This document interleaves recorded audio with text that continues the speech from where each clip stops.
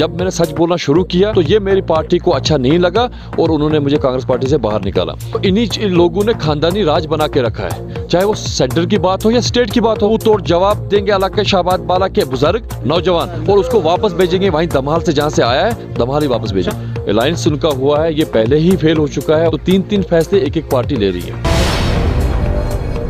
एक तरफ बीजेपी के विकास के नारे, दूसरी तरफ गुपकार एलायंस के तशख्खुस के वादे। इस वक्त हमारे साथ मौजूद हैं युवा नेता जो इंडिपेंडेंट एक फार फ्लंग एरिया से बिलोंग करते हैं। इनसे हम जानेंगे कि ग्राउंड सूरत हाल, एक तरफ गुपकार एलायंस और उसके अलाइड पार्टनर्स और दूसरी तरफ जो विकास के नारे बीजेपी दे रही है। जैसे कि कल आपका रोड शो देखा, बहुत लोग आपके साथ जुड़े हैं क्योंकि 15 महीनों बाद फिर से सियासी सरगर्मी शुरू हुई।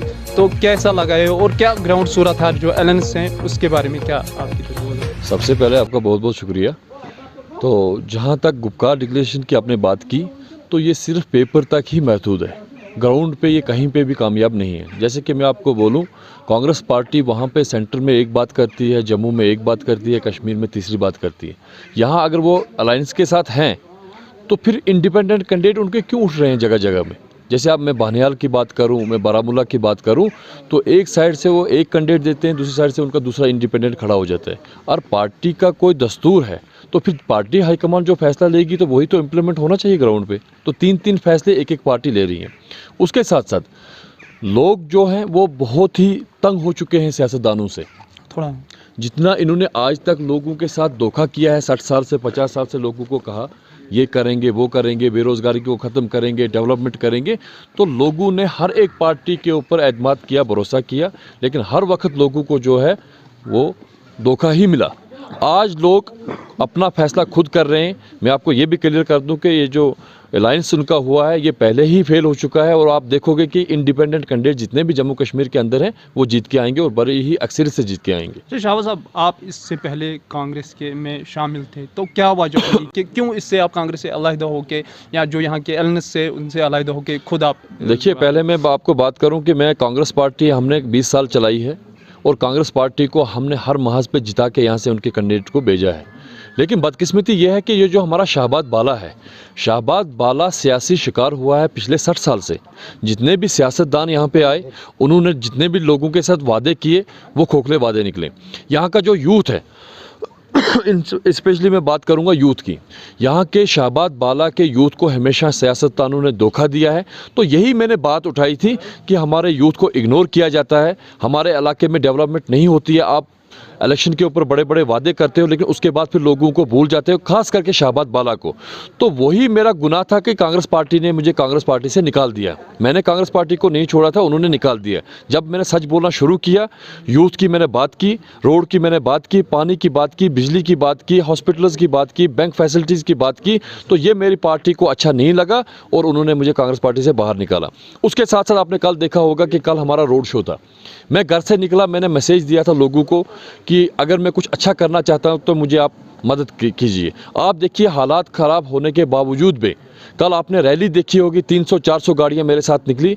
मैं अपने इलाका शाहबाद बाला के बुज़ुर्गों का शुक्रगुजार हूं, यहाँ के नौजवानों का शुक्रगुजार हूं, जिसने मुझे इसमें पार्टिसिपेट किया उनका शुक्रगुजार हूं। और आपके माध्यम से उनको मैं एक मैसेज देना चाहता हूं आज कि खुदारा आज हम शाहबाद बाला की पहचान को वापस लाएंगे, बेरोज़गारों के रोज़गार वापस लाएंगे और इन सियासतदानों ने जो धोखे आज तक दिए हैं हमारे लोगों को, उस धोखेधड़ी से अपने लोगों को बाहर निकालेंगे। आज मुझे कोऑपरेट करें, मुझे वोट एंड सपोर्ट दें और जो भी आपकी बेसिक नीड्स हैं वो आपको मैं पैदा करके दूंगा शाहबाद बाला। शाहबाज, जैसे कि कांग्रेस को अक्सर जो है ये परिवारवाद के नाम से, चाहे कई लोगों में ये मैसेज है कि यहाँ पे भी परिवारवाद, यहाँ जो SDDC में देखा गया था पहले लोगों की जो इसमें ये नज़रिया था कि यहाँ पे ये ग्राउंड लेवल में है, थर्ड लेयर है डेमोक्रेसी का, तो वो इसमें शामिल होंगे। अब इसमें फिर से आप इस चीज़ को कैसे देखते हैं?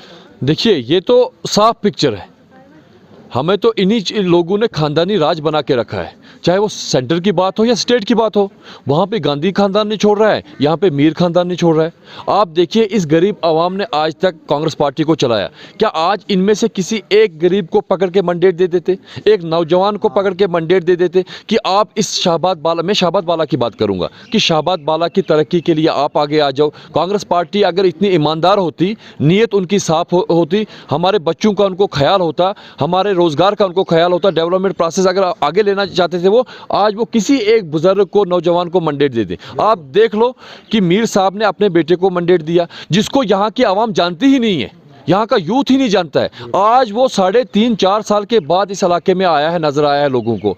वो लोग जब उसको सड़कों पे देखते हैं, बोलते जनाब ये जवान कहाँ से आ गए, कौन है ये, जब उसकी पहचान ही लोगों में नहीं है, यह काम किया ही नहीं उसने ग्राउंड लेवल के ऊपर, तो थोपा गया फैसला हुआ है। तो मैं आपको आपके माध्यम से कहना चाहता हूं कि जिस दिन रिजल्ट निकलेगा इस इलाका शाहबाद बाला का, आप देख लेना कि मुंह तोड़ जवाब देंगे इलाका शाहबाद बाला के बुजुर्ग, नौजवान, और उसको वापस भेजेंगे वहीं दमहाल से, जहां से आया है दमहाल ही वापस भेजेंगे। शाहबाज, एक तरफ से जो आपने बात की कि डेवलपमेंट के हवाले से यहाँ पे डेवलपमेंट नहीं हुई, आपने अब ये लिया है कि मैं अब यहाँ पे जो लोगों के मसले हैं उन पे उजागर करूँ। दूसरी तरफ से ईगो की लड़ाई है। मेरी लड़ाई उनके साथ पर्सनल कोई मेरा उनके साथ नहीं है। मेरी लड़ाई ये है कि हमारे शाहबाद बाला को इग्नोर किया गया है, तो ये मेरी लड़ाई है। हम इसकी डेवलपमेंट करना चाहते हैं, लेकिन इन पार्टियों ने 60 साल से हमारे इस शाहबाद बाला में तामीर और तरक्की का काम जो है रोक दिया है।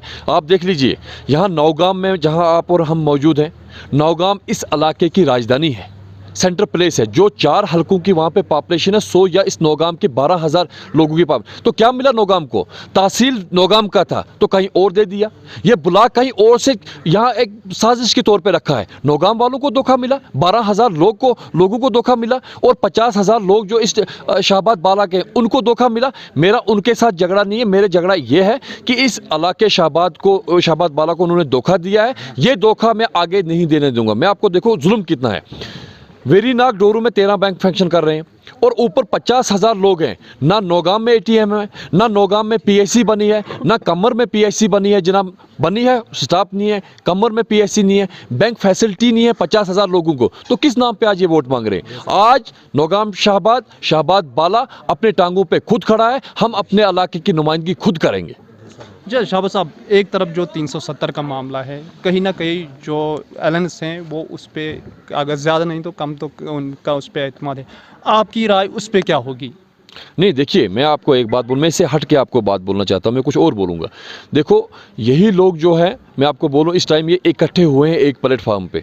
जब 370 या 35A को ख़त्म किया, जब कश्मीर की पहचान को ख़त्म किया, जब कश्मीर के नौजवानों के रोज़गार को छीना गया, तो तब इन्होंने अलायंस क्यों नहीं किया? तब इन्होंने प्रोटेस्ट एक प्लेटफार्म पे तब क्यों नहीं हुए? आज आपको दिखते हैं इलेक्शन के लिए प्लेटफार्म पे, अपनी कुर्सी के लिए। जिस दिन ये दफ़ा टूटा तो उस दिन भी अलायंस कर सकते थे, लेकिन उस दिन इन्होंने चिल्लाया अलग अलग थोड़ा बहुत मीडिया के सामने इधर उधर, लेकिन नेक दिली से उन्होंने उस टाइम पे जम्मू कश्मीर का ख्याल नहीं रखा। आज का जो ये अलायंस है ये बिल्कुल फेल हो चुका है, लोगों में कोई अहमियत नहीं है। इनको मुंह तोड़ जवाब देगी आवाम, और आवाम आज अपने अपने नुमाइंदे खुद खड़ा कर रहे हैं, इंडिपेंडेंट कैंडिडेट जो जम्मू कश्मीर से निकल के आएंगे।